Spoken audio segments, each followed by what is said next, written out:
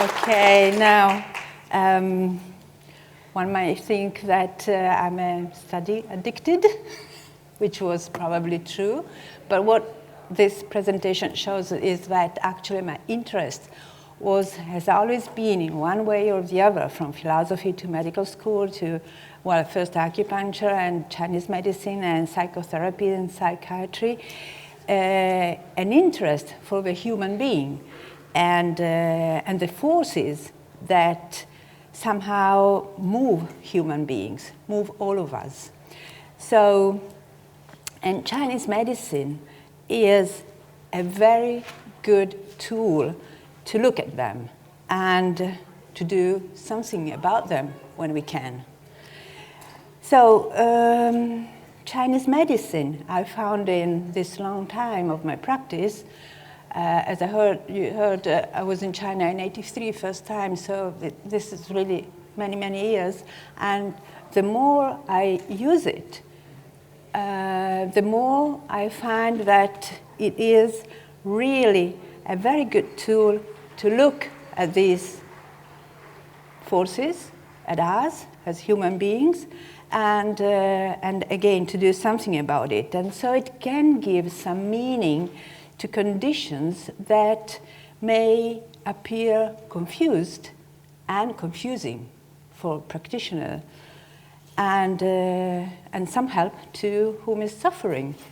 So I think that even a practitioner that is not as self-centered, Shen-centered as I am, anyone who treats patients actually is well aware of importance of a psychic, emotional side in any, I'd say, disorder which is brought to us. So anybody who comes, they may speak directly of anxiety, depression, agitation, but maybe most of the times they express an emotional and a mental fatigue or discomfort through other symptoms like pain, swollen abdomen, oppression in the chest, or maybe knots, fatigue, insomnia.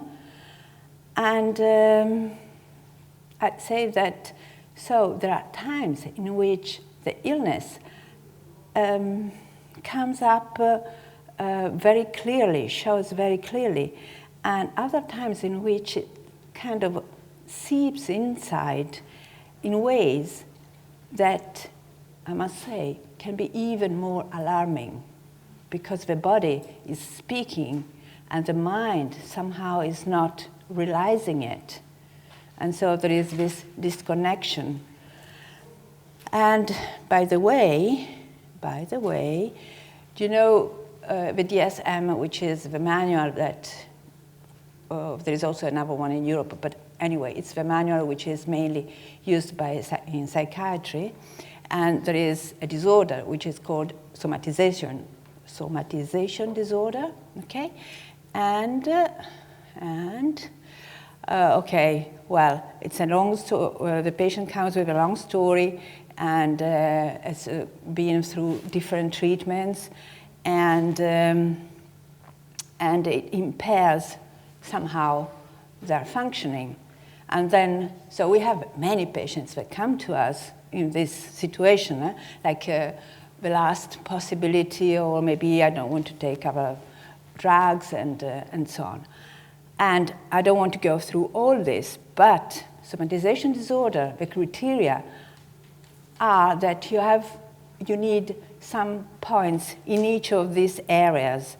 So we have, gastrointestinal symptoms, and that, how many patients we have with nausea, bloating, or diarrhea, and then one sexual symptom, so irregular menses, it's enough. And, how many women we have with some kind of irregularity. And pseudo-neurological symptom, that means that it doesn't have a really physiological background, but so many patients that they say, I feel a bit unstable, maybe it's not a real vertigo, but it's instability. So all this would go already into somatization disorder. And so this is to show how much of mental and emotional is also in the conventional medicine and psychiatry, how much physical and somatic there is, And on the other side, in our tradition, Chinese medicine, we know, for instance, with Jai Jing, which is the first book that treats only acupuncture, okay? And starts. The first line is, all acupuncture methods must find their root in the Shen, which is exactly the same sentence we find in the famous chapter 8 of the Ling Shu, Ben Shen chapter.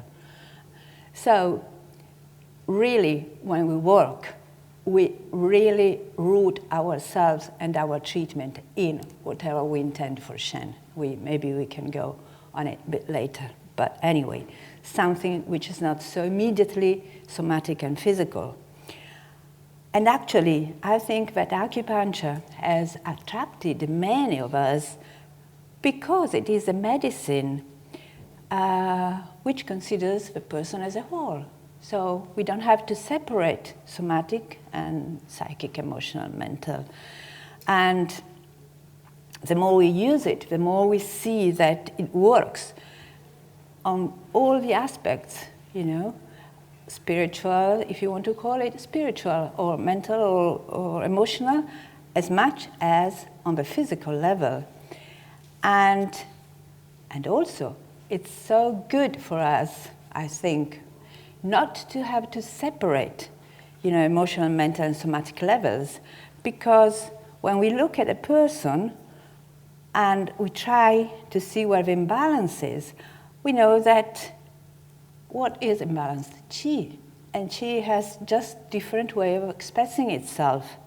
So when we make a diagnosis, we take everything into account, all together. And we don't have to decide if it's first one and then the other or vice versa, because it's all a different way of manifesting some kind of qi disorder. But at the same time, we must say that also in the Western psychiatry, in the introduction of the DSM, they say exactly the same thing. They say,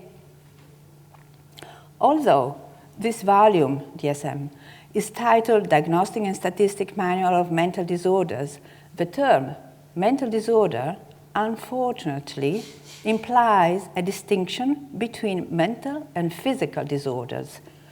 That is a reductionist anachronism of mind-body dualism. A compelling literature documents that there is much physical in mental disorders and much mental in physical disorders. So, it's any medicine actually knows about it. And then the practice of many medical doctors is not, reflecting this. That's another story. But medicine itself, medicine is something that tries to understand and to help suffering. And so suffering, we know that comes from different and expressed in different ways. So why? So this is also why if let's say we treat allergic rhinitis or even a shoulder pain, then a patient maybe comes back and says, oh, I slept much better. We didn't even know that he slept bad because he didn't say anything or she didn't say anything. Or, I wasn't so upset by my boss. Or, the traffic didn't seem so bad. And we see that when we put some needles, something happens, and on different levels. So in this lecture, we shall focus on, on our daily practice. And try to use some suggestions from the classics. I will not go into very detailed psychiatric problems or disorders because we don't see them in our daily practice, and I don't think it's of so much use, but if anybody wants to ask anything, well, I try to answer. And I think that classics are really important because the roots, are most important, and to be able to be creative, we have to go back to them. We have to keep them in mind. And sure, there is nothing new under the sun, but at the same time, there is definitely something that can be better and better understood. And, and also maybe we can improve what we do in our daily practice, talking with colleagues and thinking about what we do with patients and going back to classics as well. And so I'll talk also about some combinations of points because I know that everybody is quite interested about them. But I mean, there is nothing so special because points are the usual ones. But maybe I present a couple of, let's say, combinations that are not so usual now, and also a way of looking at this Luan Qi, which is disorder Qi, which is a concept that it's not maybe so much taught in now. And so this, and what a student once called Shen axis, and then I kept this definition, which I liked. So, and I'd love, because we are not so many and the place is right, so what I'd love, if you feel like, is to discuss some of your patients or just a little bits of something that is in your mind. So we'll see. If you decide, we decide, we can keep some time for this at the end of a lecture. We'll see. Anyway, and I read some quotations from the classics that come from the book that you heard I published, in Italy in 2002 and then by Elsevier, which is Shen. And this book actually, I'm very fond of it because it came, because I really needed to understand what classics were saying, and I kept finding, quotations, but Chinese is so, it's like ancient Greek. It's so flexible that you can make it say anything, so more or less. And so I needed somebody, and Laura Carretto was there, and she translated. She's kind of obsessive person, so she goes to the text and then the commentary and the commentary of the commentary, and the problem is to stop her. Okay, so at some point she had to be stopped, but at that point I was so relieved by the idea that, that was what the text was saying. And of course here the quotation is very short, but you can always go back and see the long one. And another thing that was nice, and then so a part of the book is based on that. And also I found looking at my notes, I'm a bit obsessional too about notes. So since '83, when I was in China first time, I had notebooks and already at that time I started asking about Hun and Po. So my interest on this side was, of course, already there. And then later, when I got back in '88, I worked with, I say it because I'm always very grateful to these two doctors. So in '88, I worked with Zhang Mingzhu. He was a psychiatrist, because he was killed by a patient.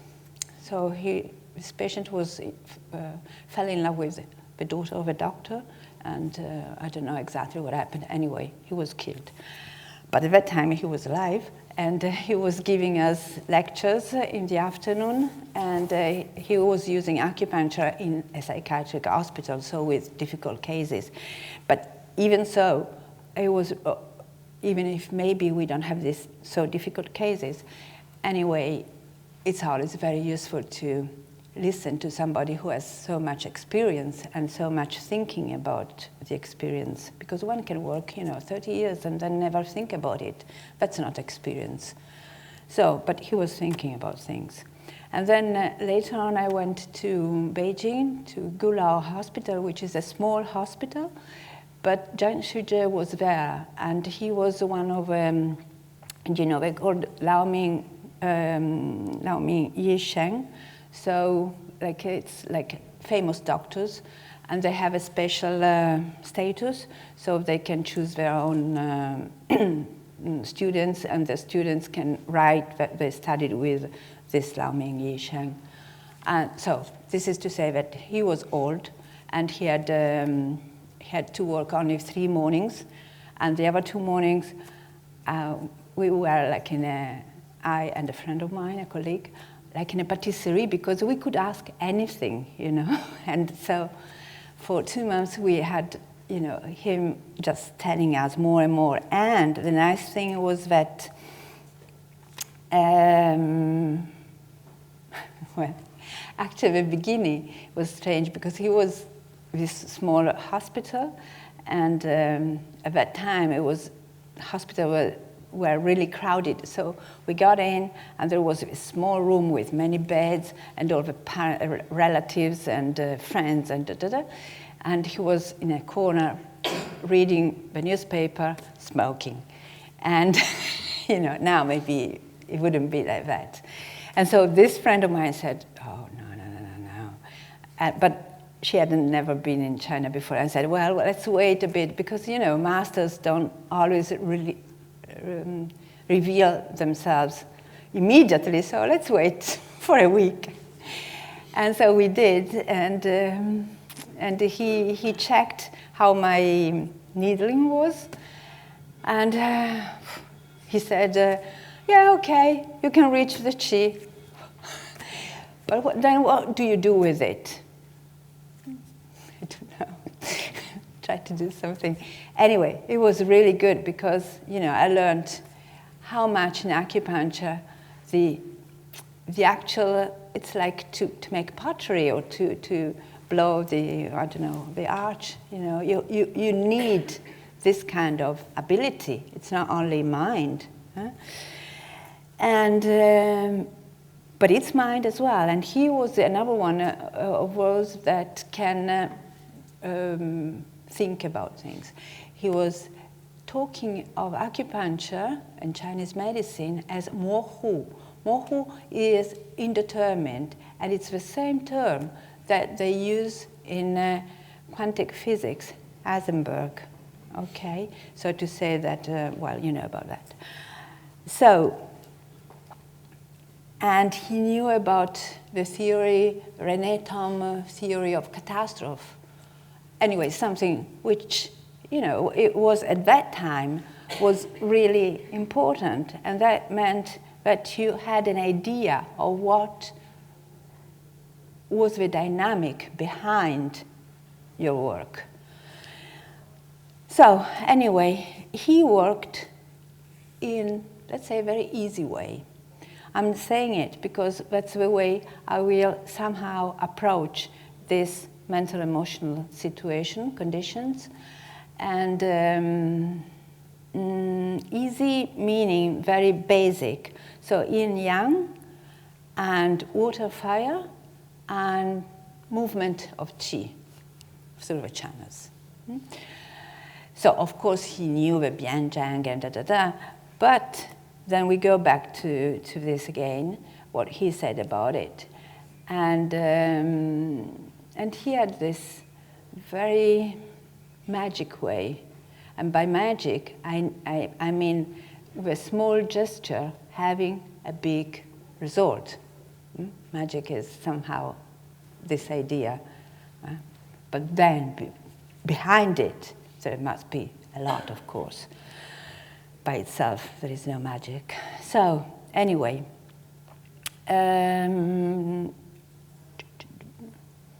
Okay. Now, I had some problems because, this is a lecture that should say something about Shen, but to say something, well, nobody should talk about Shen on one side. On the other side, we say something, and then this something should be much longer. So Now, I just mentioned a few points, and I won't go through all what you know. So the three treasures, so Jing, Qi, Shen, of course, because you know about the two, Jing meeting and Shen being born, and you know that Shen is heart, so it's integration, and that's important, because it's at the same time in the five and somehow different. So this of integration, we talk about it because it's important. And so you know that Shen has different meaning, because also you can say, I can see Shen on the tongue, in the eyes, on the pulse, and if there is Shen, there is life. If there is no Shen, there is no life. And at the same time, Shen is something extraordinary. Let me see if we have this. Yes. Okay, just put these quotations because maybe they're less known than others. So that whose effects are seen even while it itself cannot be seen. This is what we call Shen. Something, well, that's why it's difficult to say something about it. Knowing that which others do not know, that's also Shen. And skilled doctor is the one who can see the patient's Shen. We all know about it. But please note, it's in chapter 1. So it's really important. That which is beyond yin and yang is called Shen. This is something interesting. The birth of things is called transformation. The limit of things is called mutation. The immeasurable of yin and yang is called Shen. So this is the Shen which is transcendent. So it's not of this contingent world where we live, which is the word of yin and yang. Okay? Yin and yang is the first manifestation, and after yin and yang there are the 10,000 beings and da-da. And so we belong to this world. But then there is another place, let's say, space, which is Shen, transcendent, before yin and yang, before transformation. Transformation means time. Okay? And limit means shapes, forms, individual things that move along time. So, and this is said in different places, also in the I Ching, they talk about this at some point. And so, for us, it's difficult, but you can think of it, but because we never said, well, he's got or she's got a full Shen or an empty Shen or a good Shen or a bad Shen or a depleted Shen.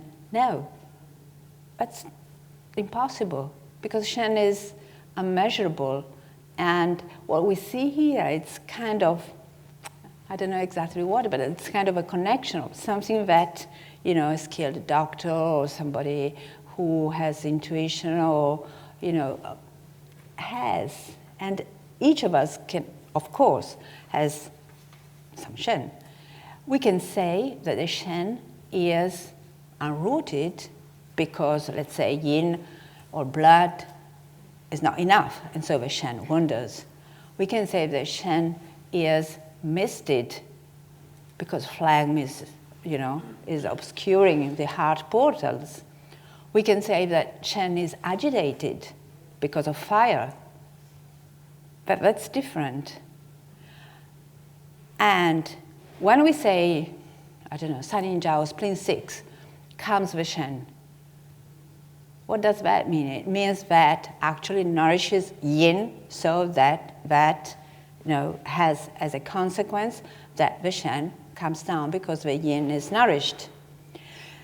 And I think this is obvious, but at the same time it's very important to keep in mind, because we always work with what's wrong, how the qi is somehow imbalanced or disorder or whatever.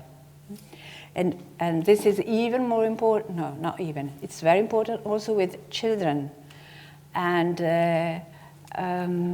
with practitioners, I never say anything about Shen in children. I think really we can't say in adults and even more in children. And we talk about what happens. Maybe their Shen is agitated and so on.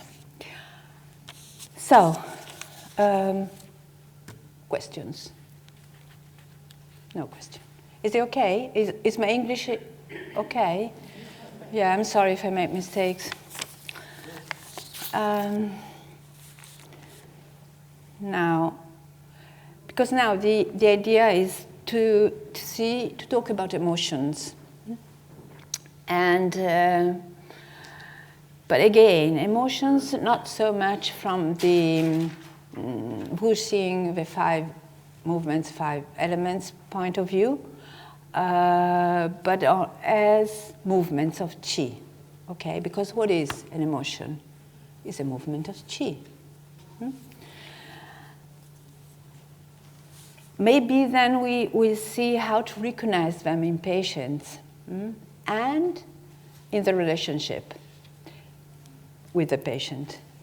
Because, I mean, of course, you can't ask a patient, sorry, do you get angry quite often? No, it's not a question.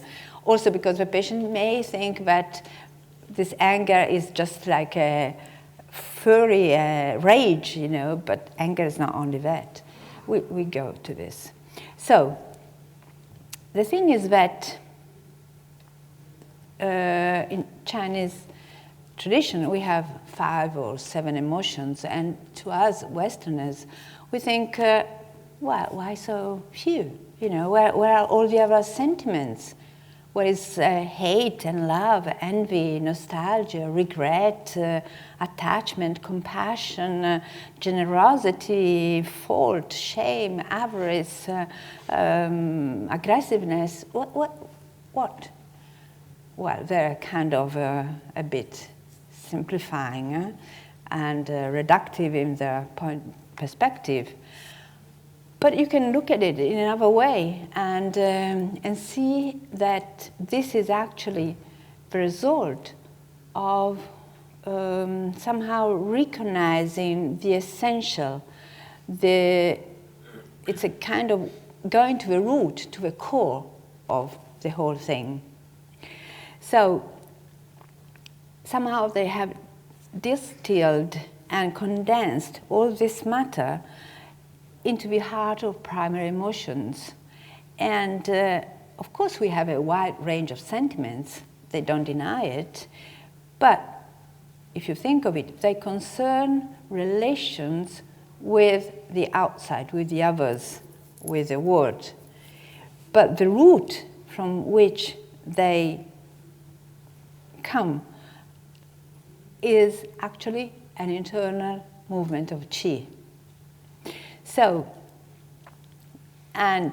there are these primary movements, and yeah, I don't know if you know about it. Anyway, in neurosciences, we know that there are some main systems in our brain which are related to basic emotions, and they have special roots, hardwired, and they link external situation, biological, important, relevant, to our responses. And so these reactions imply very strong autonomous system responses, like heart frequency, blood pressure, or visceral movements, activation. And these roots are fixed. But at the same time, they can be, and they are, modulated by inhibition by the frontal cortex, and so that we actually learn, and we are not prey of these emotions immediately. And so we learn, and we can change our responses, we can, individuate them, and we can become flexible about them. And in Chinese medicine, we say this is the integrating function of Shen. That's really what, different word, different way of describing, but the human beings are the same. So it's just a different way of describing them or to look at them. And something else that I wanted to say is that in our tradition here, in the Greek, which is Greek Judaic tradition we live in, after Socrates, we had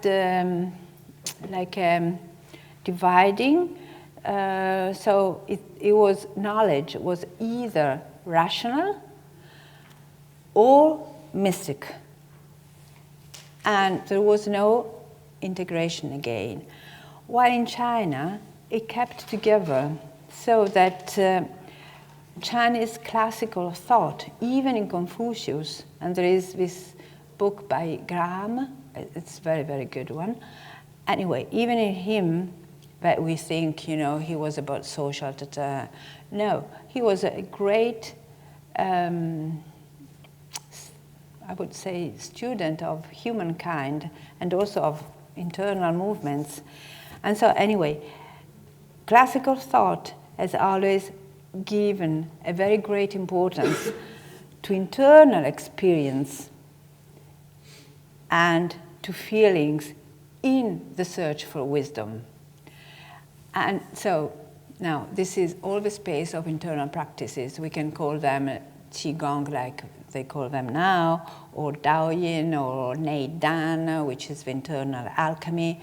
In times and places they had different names, but it's something that we do inside.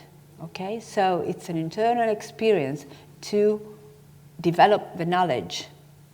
And I think it's very, very, very important, because to understand something of somebody else, first you have to understand something of yourself. And so also to understand something of patients, you have to see what's moving there, and not to have in mind a fixed idea, for instance.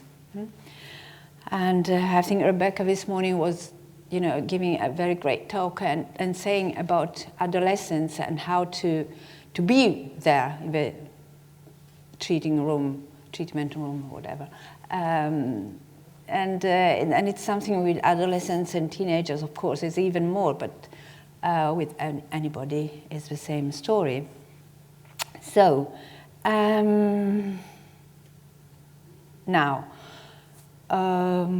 yes, we can't go through all this, but I think that we can all agree that, and we can't go, in discussing or seeing anything about Tao, but we can agree that if there is some agitation of the heart, let's just say discomfort, agitation, not well-being, then it will be more difficult to be inside the Tao or to act according to Tao.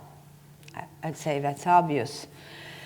So, and that means that our state of well-being or discomfort is, of course, linked to emotional movements.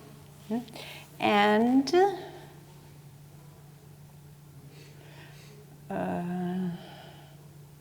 sorry, this is what we said. Okay. Now, again, in chapter 1 of Su Wen, so that gives you the idea of how important it is, says, if one is calm, quiet, empty, we know empty is difficult for us because we have in mind that our Chinese medicine and dietary suggestions and daily life suggestions are so good and so great that we always feel like giving advice. And it's difficult to be there, you know, if you like, you write to me and I give you all, I send you all the quotations and everything, don't worry. And so to be there with empty heart. But empty heart is really the base of everything. So, empty without wu. This wu is the same like wu wei, not acting. True chi follows. It's like that. So we know Chinese are very concise, so they have these short sentences. We'll see them later about the syndromes, and sometimes they're shocking. Anyway, if Jing and Shen are protected inside, from where can illness come? If joy is at rest and there are few desires, the heart is in peace and there is no fear. And then in chapter 2, they go on. The wise man does not treat when there is always already illness, but when the illness does not yet exist. We all know about this quotation. He does not treat when there is already disorder. And I would like to stress this term, luan, because we go back to it. Waiting to treat until after the illness has already developed, or bringing order after disorder has already developed, is as digging a well when one is thirsty, or casting a knife after the battle has already been engaged. Okay. Okay, but this is a very good reason why I like to treat children. And you know that after Julian Scott, and when he came to Italy and helped us, but also before actually, but I'm always very grateful to him anyway, because he helped to open this clinic, just a children clinic, because the sooner we balance a bit, you know, this system, the better it goes. You know, it's like a good investment, because then it's, you know, it takes longer. Because also at the beginning of life, syndromes or situational conditions are very simple. I mean, life didn't have a time to make a mess about them. So it's easier to make a diagnosis and easier to treat. It's like the tongue. Tongue in a child is much nicer because there was no time to make all that mess about it. So anyway,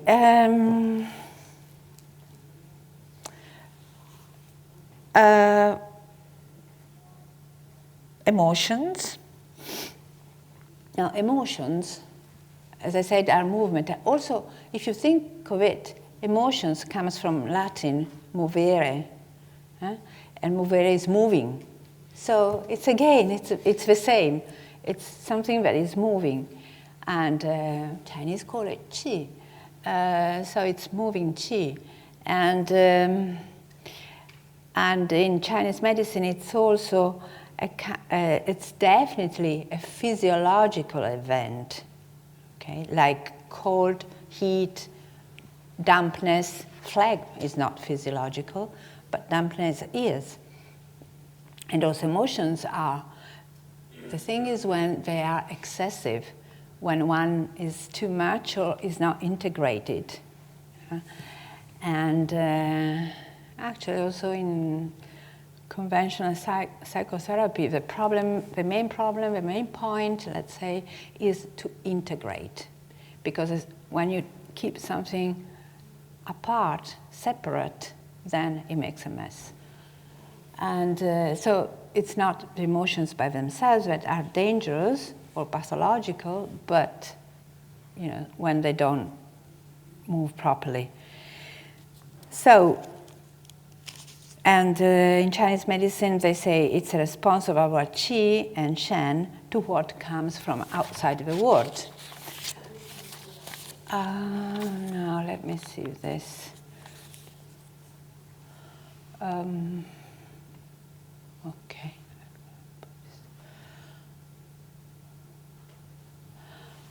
Okay. We don't have a time to go deep into this, but this is interesting because, emotional illnesses is the term they use in texts. 情志病. Bing is illness, 情志 is emotions. And this qing it's interesting because it's very similar to jing essence. Jing has the rice as a radical, and qing has the heart as a radical. So it means somehow what is essential in something, in somebody. Okay, so it's jing and qing. And emotions are the normal nature of man if they move with measure and regulation, do not of themselves cause illness. And there are no attractions or aversions that are good or harmful by themselves. Benefit and damage are in their adjustment. Okay, but then the problem comes when there is desires without limits and worries without end consume jing, coagulate yin qi, and expel wei qi. When the Shen leaves and the disease, then the Shen leaves and the disease is not curable. Now, this is interesting because the disease is not curable. And that means that we are not omnipotent. Do you say omnipotent? Okay, so, and this is a thought, I think we have limits. Everything has limits. And we try our best, of course, but, at the same time, sometimes there is a limit. So this is something else anyway. And then there is a very nice thing in the Chinese tradition, which is the awareness that causes of disease can come from inside. Now, sometimes it seems obvious to us, but it's not, it's not. It's not for patients that sometimes tend to put problems outside, the work, family, the whatever, which are true problems as well. I'm not saying they're not real, but they don't take their own part of it. And I think this was, Chinese medicine, this is a bit of a tricky point. But, and we go back to this also later when we talk about one of the Zanzhao syndrome. But anyway, the first Chinese texts were somehow, let's say, a different view from shamanic medicine. Shamanic medicine is a way of looking at the world in which we see that there are spirits called in different ways in different cultures, and they are the origin of what is wrong, okay, pathological. And of course, traces of this stay also in Chinese medicine. But, there are many places, we don't have a time now to go through it, but there are many quotations in the Neijing in which they say, enchantments and talismans, and, that they want really to present and to assess their way of looking at the physiology and the pathology in a way which is natural. And we would say scientific, meaning staying in here. And so they recognized illness as coming from outside, wind, cold, or from inside, or half and half, later on half and half. So we see here No, this is already, yes. So diseases can originate in the yin or the yang. Wind, cold, and summer heat originate in the yang. Diet, lifestyle, euphoria, and anger, yin and yang originate in the yin. Okay, they say it's only euphoria and anger because sometimes we have this formal way, semantic way of saying only two things because of instead of a whole. So they mention two or they mention three, and they mean that. Yin and yang here stands for sexual intercourse. Okay, so that life. So this all comes from the yin in the Suwen. The treatise then later on in the 13th century said also not yin and not yang, but at that time it was either yin or yang. If happiness and anger are not regulated, then they will injure the organs. When the organs are injured, the illness originates in the yin. And again, it's another way of saying it. Okay, we don't call it injure the form. This Xing is interesting. Xing is not the Xing of a Wu Xing, the 5 movements or elements. It's a Xing that has a shade. The radical of a shade inside it, which means if you can make a shade, that means that you have matter, okay? So it's a way of saying body. Worry, fear, and anger injure the qi. And again, when you have a couple, like here, body and qi, it's more, yin and yang, external, internal, and it's always, they stand for something else, okay? But this is the most interesting. When xie is, we call them now pathogenic factors, and xie means, well, in the French, I studied before China, before we could go to China, with French tradition, and they call it perverse energy, which is strange to us, but it's not so wrong because it means not right. And in the character, that means xie, kind of crooked. So if, let's say, pathogens strike, that means that qi is empty. Okay, so that means we are all different, which is obvious. But sometimes it's not so obvious. If Zhen qi is stored, then the xie cannot harm. So in this very short sentence, it means that illness comes from interaction, the response is individual, and the internal state is most important. Now, so, any question? So emotions affect qi as much as external pathogens do. And what happens? This is what maybe it's nice to have in mind, because again, it's not an absolute. There are stages, there are, different seriousness in it, different severity. So at the beginning, they act as physiological movements, like cold again, dampness, and heat. So let's say that if you read modern texts of Chinese medicine, they explain that the short-term changes can be compared to vegetative responses, okay, of a autonomous nervous system. Then, well, I don't know, you can have some movement in your belly, you can become red or sweat, so some vegetative response.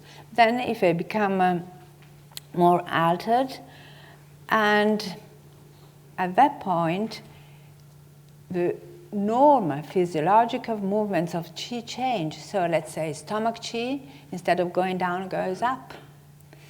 And so that's something I think it's good to keep in mind, because that's not so much depending on which emotion, but just because there is a wrong movement, because emotions are movements of qi, if it's too much, somehow depending on the, let's say, constitution, it can go and affect one or the other movement of qi. So it could be, or lung qi instead of diffusing, does not diffuse anymore, so you have this oppression, okay? And so you have oppression of the chest, oppression of the chest, or spleen qi drops down and doesn't, lifts up anymore. And that's something that we see a lot in our patients. So you see that it's always very linked to all the signs and symptoms. That's why we look at all the signs and symptoms and not only physical or mental or emotional. So liver qi does not circulate freely. It stops, it blocks. Heart does not harmonize. So, each organ, each zang, which is a function, or more than one, does not perform the function in a good way. And what happens if qi does not move properly? Of course, we have what? Constraints and accumulations. And that could be many different things. Qi stagnation, blood stasis, accumulation of dampness or phlegm. And then we have transformation into fire. We go back to this because this the link between emotions and fire is really, really close.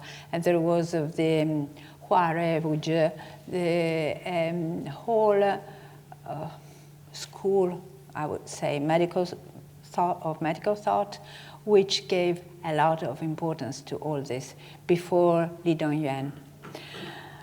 Anyway,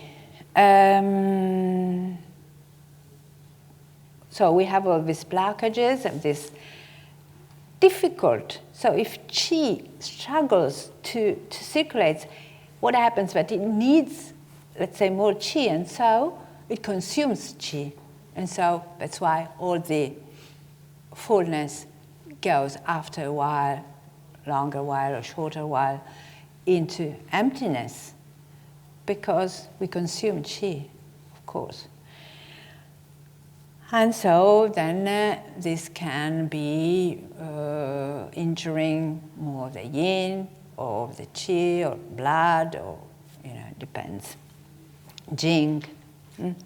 But the more the emptiness becomes more serious, the more we don't have emotions that move, let's say, nicely. The more our emotions are unsettled and scattered, or whatever we see about it. Sorry, can I just ask you to explain one thing you said? You said that the qi becomes empty because of all the stagnation. I didn't quite understand. Is that because there's no flow, you can't receive qi anymore, and then there's a depletion after that? Well, it's just that any kind of stagnation or blockage or whatever, it needs an effort. Yes. Okay, it consumes. And it's like when you have fatigue, or a person who says I'm tired. It depends. If you're tired, let's say after an effort or at the end of a day, that's qi which is consumed, which is empty. While in other ways, and we talk about it later, we have constraint, and moving is useful in that case, because there is some blockage and you need to move qi. The more it moves, the better it is.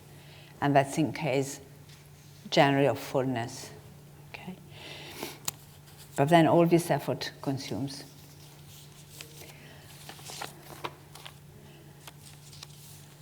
Now,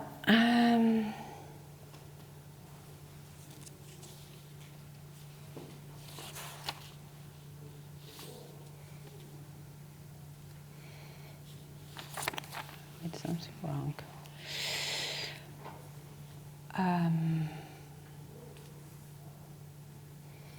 Then there is something that is more specific of single emotions, and what do we do to the qi, okay?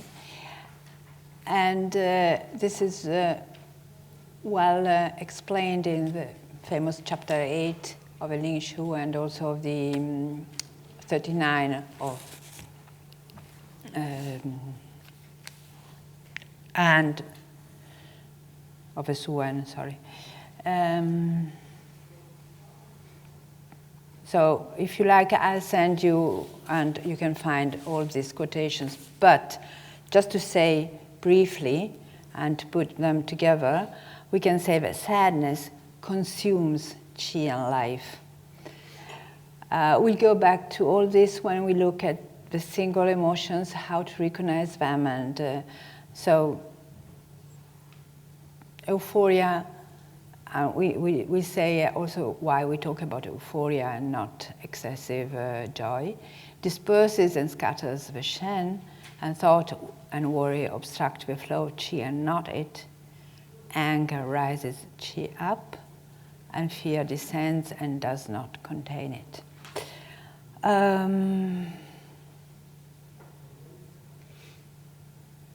Okay.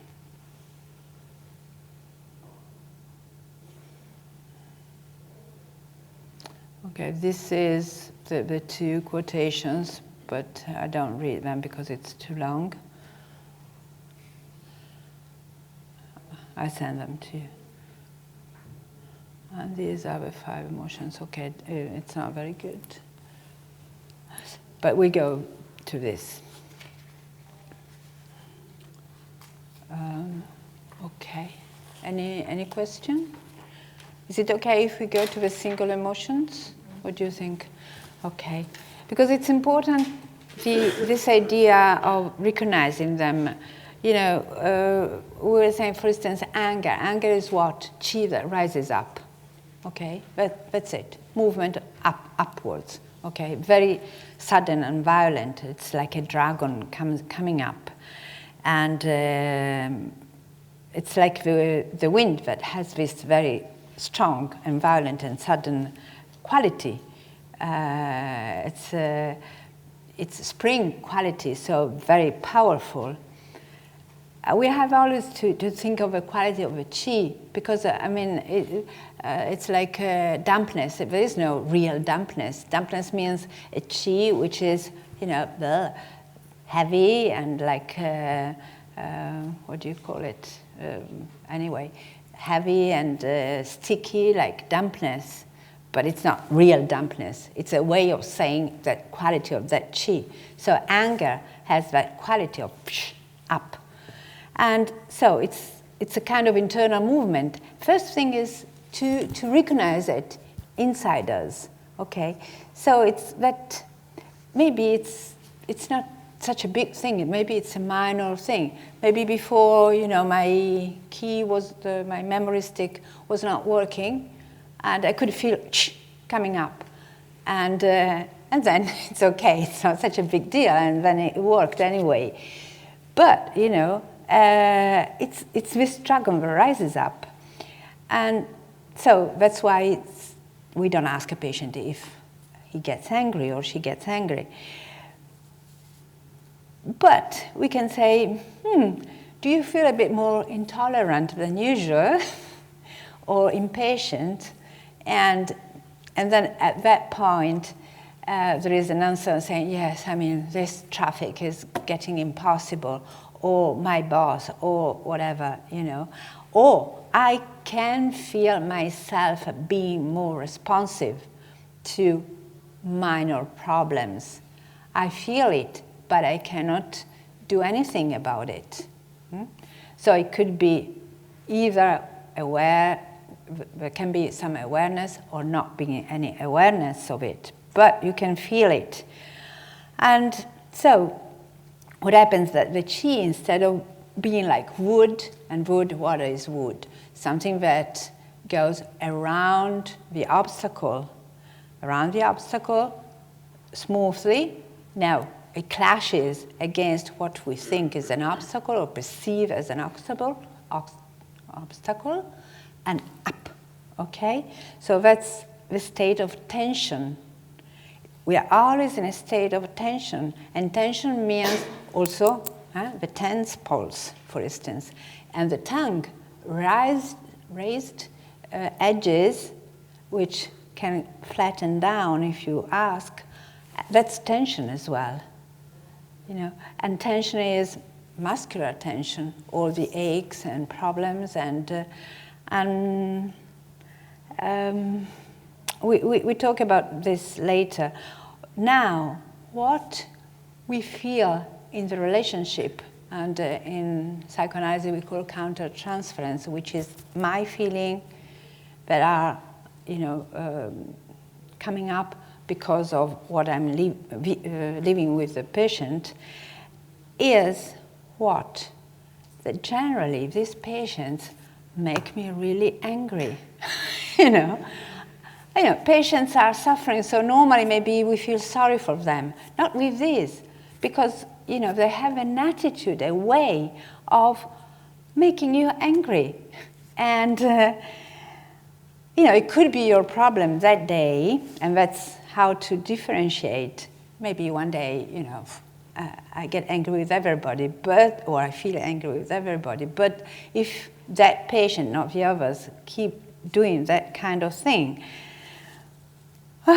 you know, for instance, there are that kind of patients that they come, and as Rebecca was saying this morning about passive aggressiveness. So they come and they say, oh, I had a terrible headache yesterday. And this morning the traffic to come here was impossible. And it's so hot today here. And you settle. And then after a while, they come up and say, well, you know, but I didn't have a headache for 10 days. And they used to have it every other day. And I met my mother-in-law and was not so bad as usual. And, and yes, oh, nice plant you have, new one. You always had it. And, you know, so it changes. And what before was aggressiveness towards you, the word, the therapy. You know, therapy is not working. I had a bad headache yesterday. So that means, you know, you're a shit. You're not doing it. And so what do you feel? Well, you could feel very bad because you cannot do things, and be aggressive towards yourself somehow, you know, saying to yourself, oh, you're a nothingness, you cannot do things, you're unable, or you feel aggressive to the person and offended because they are offending you. They're really, you know, they're attacking you. And this happens a lot with parents of small children. This is even more difficult. But anyway, first thing is to be there, not to deny, not to be a saint and to be always compassionate and nice. And, you know, we are not like that.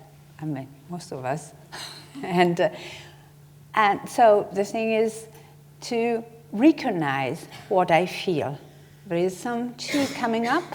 Okay, there is some chi coming up. Problem is when I don't see it, and then I suppress it, and we know how mess it can make. Or when, you know, again, I suppress it, and then it explodes. That's not very nice.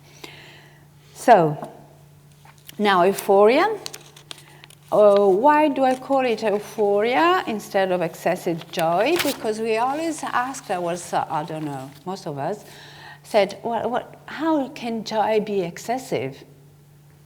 You know, and euphoria is, I don't know if you can see it from the, maybe not. Anyway, euphoria is, in Chinese, is Xi, and Xi is a character that has it's got some tambourine and drums, and it stands for to play drums and sing in a very loud way. It's a way they used in feasts and big popular feasts. While there is another character which is Le, which is joy, and the character has a ceremonial vase which was used and bells for ceremonies, so more peaceful, another kind of joy. But in this case, it's Xi, this excessive joy, and it is something that it's a state of agitation, overdoing, like if they had always, not like, they have these patients, like adolescents Rebecca was talking about this morning, they have always to do something, to be engaged in something. They cannot concentrate, they cannot stay still. And so the more they feel something wrong with them, these patients, the more they have to act, okay? And this is a bit different from, we talk about this later, is in fire Su, because there are two possibilities. We can have a full fire or empty fire, and we see it. But let's say with empty fire, which is Fan Zhao, for instance, we never there. We always have in mind that we could be somewhere else and it'd be better, or with somebody else and it'd be better. So the Hinketnunk, the here and now, it's impossible. Okay, it's always moving. The Shen is always moving. And also, any word, any event is easily upsetting us. So anything, something that a person says or maybe doesn't say, I expect something, my husband says something nice to me, doesn't, terrible, okay? And so when this becomes very serious, then we have manic disorder or schizophrenia or psychosis. And manic, what manic disorder is it's with, the main thing is grandiosity. So, and it's described in Kuang, in classics, as somebody who speaks all the time and does not sleep and thinks to be a saint. Now we would say maybe Napoleon or something like that. So, and spends a lot of money. In Chinese texts say they go to listen to music all the time. And that means, this activation, very, very, an activated qi, and so they spend more money of what they can, and their speech is kind of continuous and difficult to follow. It's not really a delirium. It's not psychosis. They are in this reality, but it's a kind of really fast. When we have psychosis and delirium is when really the Shen is scattered around. And so there is no more link with reality. And so we have hallucinations and delirium, and it's a separate world. Because the fire has burned so much, so high, that has consumed all the matter, okay? And the matter is also our relationship with the world. And so the only thing which is left is like a Hunan Po, is this going away with imagination or with delirium. We don't have a time to talk about Hunan Po. which is very, very interesting, but next time. So anyway, in the relationship with the patient, we usually don't see psychotic patients in our clinic, or we do see, but they're under drugs, so they don't have a delirium. We can see beside the eyes, which are kind of strange, let's say. With this euphoria, we have a patient that keeps talking, doesn't stop, doesn't listen. You can say something and then there is no stopping, okay? And then jumps from one subject to the other without, focusing. And that's this chi scatter around, excited state. And also, there's one thing which is maybe they talk about something serious, and they make a little laugh at the end. I don't know if you have noticed. And it's strange, And if you think of it, laugh is the sound of heart. So it's a bit uncomfortable, really, when you have it. Okay, and then thought. Thought, again, not excessive thought, but thought. Why? Because, again, our Greek Judaic tradition, thinking and rationality is the best. Not for Chinese tradition, in which the best is Tao. So, like going with like an echo, like a shadow, without the mediation of the thinking. Of course, then, if it's too much, there's one, I just read this. Acupuncture, disperse fullness or tonify emptiness, this everyone knows, but he who conforms to Tao, the laws of heaven, earth, moves responding, yin, it's a special word, harmonizes like an echo, follows like a shadow. Okay, so for Chinese thought, too much thinking, or this thing, Se is called, and Se has a field in the character. So field for a peasant society is something to worry about all the time, because it rains, it doesn't rain, and so, your life depending on the field you had.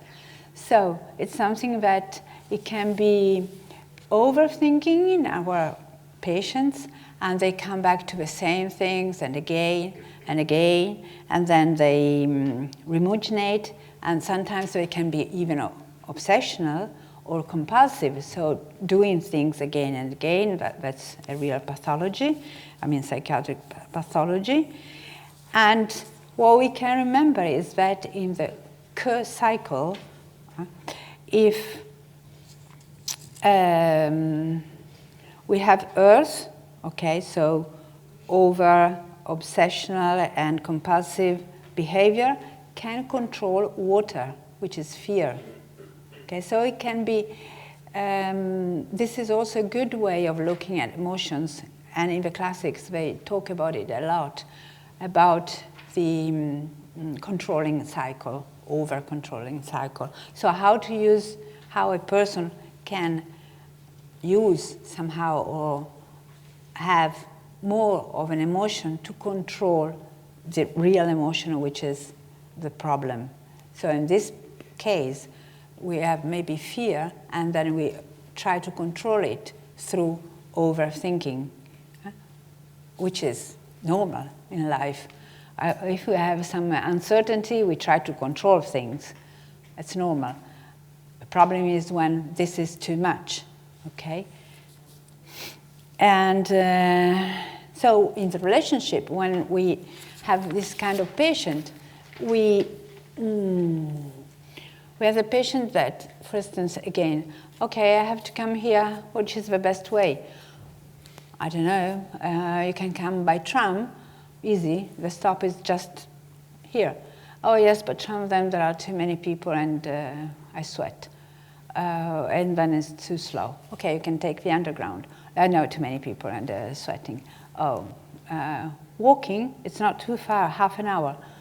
You know, so they ask you, and there is never a good way. Okay, taxi, not coming. So never the good way. So you feel again in this earth excessive chi, so dampness. Okay, you feel like really walking in a swamp. That's what I wanted to say before. So it's dampness again, and it's something that holds down, doesn't let move, and envelops. And that's the feeling that the patient gives you. Even if you don't know them, even if they don't tell you, well, I have obsessive thinking. Of course, you can ask, for instance, they don't sleep well. Okay, there are many ways of not sleeping well, of insomnia. And you can ask, well, when you don't sleep, do you, what do you do? Are you wide awake, or do you have the same? It's better to give different ways so that, you know, they can feel that they belong to some place. Or maybe you can, you have thoughts that come and again. And so usually this is the way. Okay, so sadness. Sadness, which is Bay. And Bay, you see, is the one there. And you have this, the one on my side is the heart, and the other one is Fei, which is the negative particle. You can see that goes, you have the two sides. And so it's nice. It's not very nice. I mean, it's explaining nicely. So, because Bei, they say it's sadness, pain, suffering, anguish, melancholy. Okay? And sadness, chi dissolves. And we do know how much pain consumes chi and consumes life. So chi is exhausted. And this is really the sensation we have when we have a great pain. Then there is nothing left.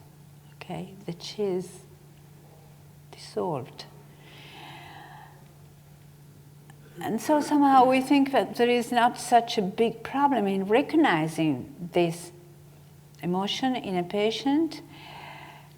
But actually often there is this problem because for two reasons actually.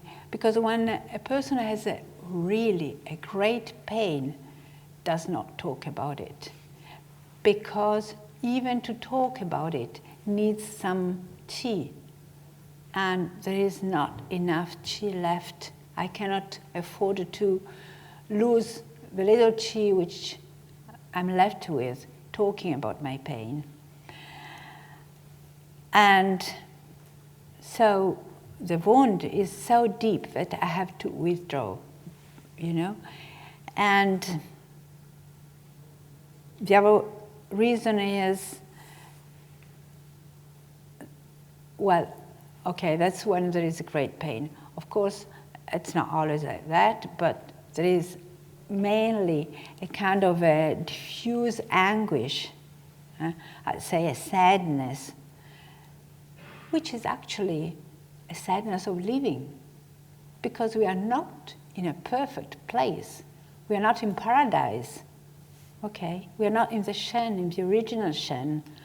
And so we always suffer a loss of perfection, of fusion, of, you know. And all religions, all myths talk of a perfect place, a golden age, a paradise. And human condition is not a perfect condition. And we have to face it. And our culture is not exactly what goes into that direction. As Rebecca was saying this morning, all the socials, you know, are towards exactly a very different way. But why? Because our culture is based on some kind of, we have to be completely happy. And so people do feel that this is an incomplete place where we live. And at the same time, they don't want to face it, do not accept it. And so people don't even say, I'm sad. They say, I'm depressed. Why? Because sadness is a way of being, and depression is a way of not doing. And our culture is very much focused on doing. So if you don't do, if you don't feel like doing something, producing something in a wide meaning, then you are depressed.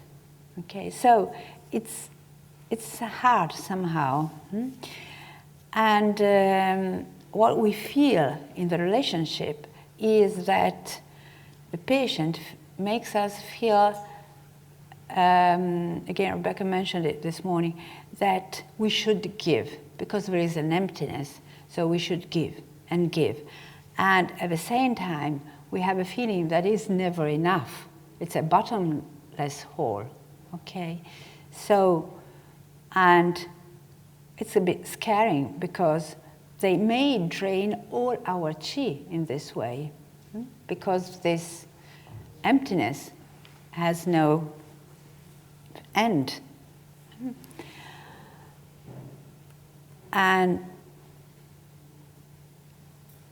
what it can help, well, anybody can find, also one thing is that we may see in our patient the hole that, and the lackness and the loss that we have, and so it's a kind of resembling.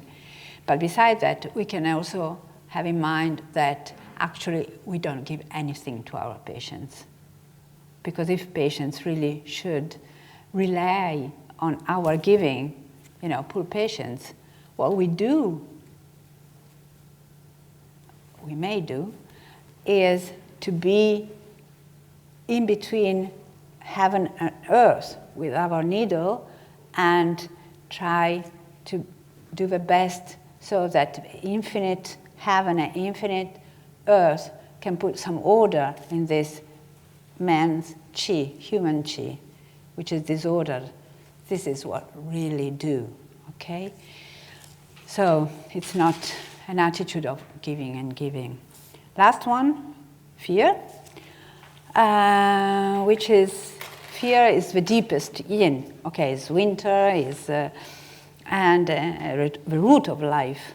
It's kidney, and again, like many of others, we have the radical, which is heart, and many emotions have a radical heart.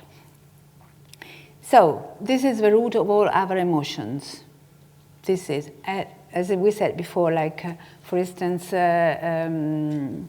obsessional thinking, overthinking is because of controlling. But it's also under anger, because we get angry because we are scared, okay?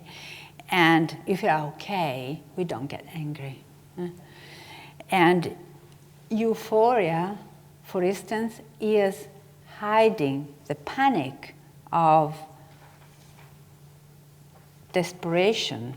And so we do all these things and we get euphoric.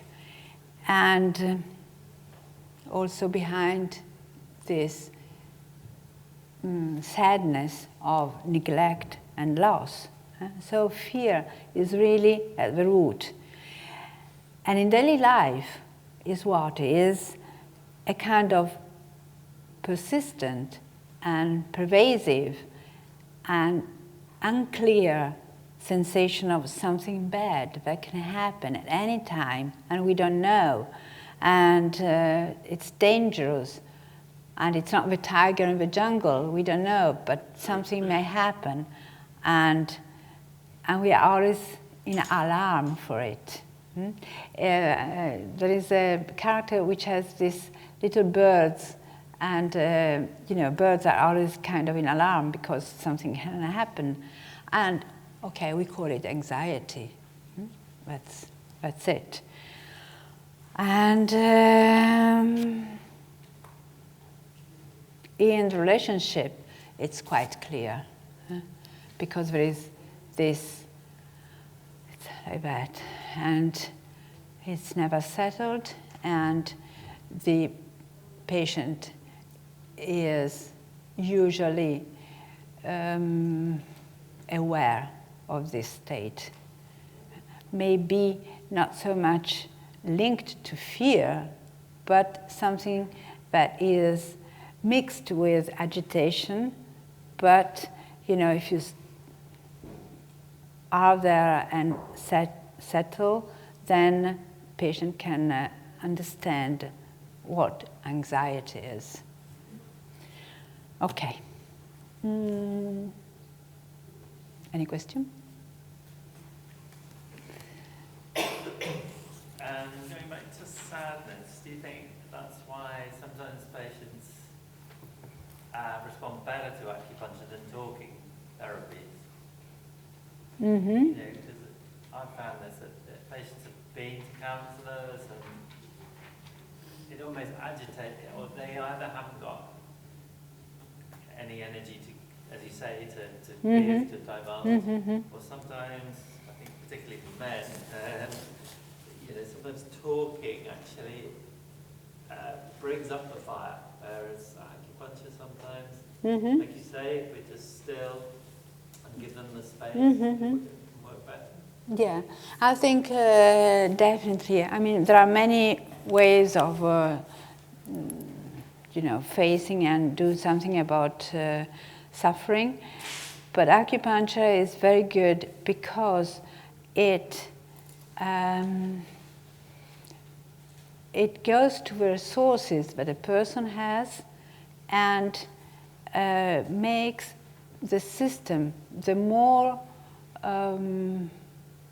efficient somehow, and so whatever situation, even if a person wants to go to another medical treatment or psychotherapy or whatever, you have a system, a chi system that is working much better. And so it gives you much more strength and possibility to do whatever. And yes, and I think that special space with needles is really important. I don't talk after having put in the needles, even if I am a psychotherapist, because I think as you said, it's a really special energetic field, and something happens with the needles that is different from mental and theoretical stuff, rational stuff.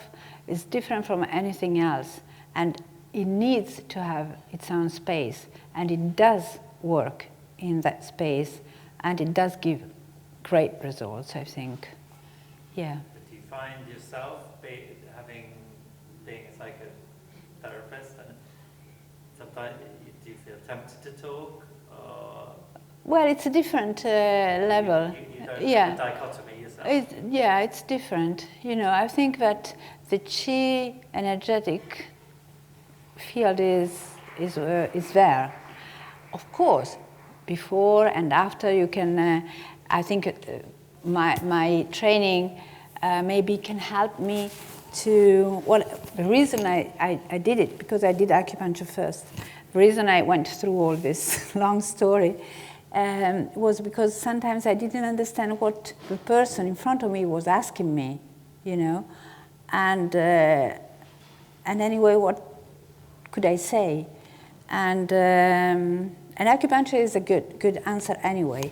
So maybe I can use my training to understand more in the relationship what happens with countertransference, and to use that field, which is also a chi field, the relationship. But I always stay in the acupuncture situation. If I want to do a psychotherapy, they can, but it's something else. I find it very hard when choosing what points to use, switching off my looking at the physical symptoms and choosing points for that, when I can clearly see there's emotional reasons behind what's going on as well. So I find it difficult to know what to focus on and what to, sometimes, what balance to achieve. Well, maybe you'll be here in the afternoon? Okay, because maybe we can make an example.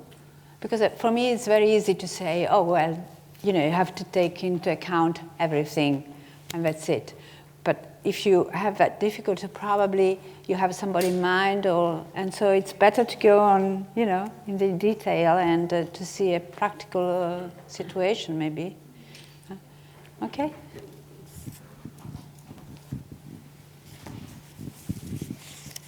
Okay? Good. Thank you.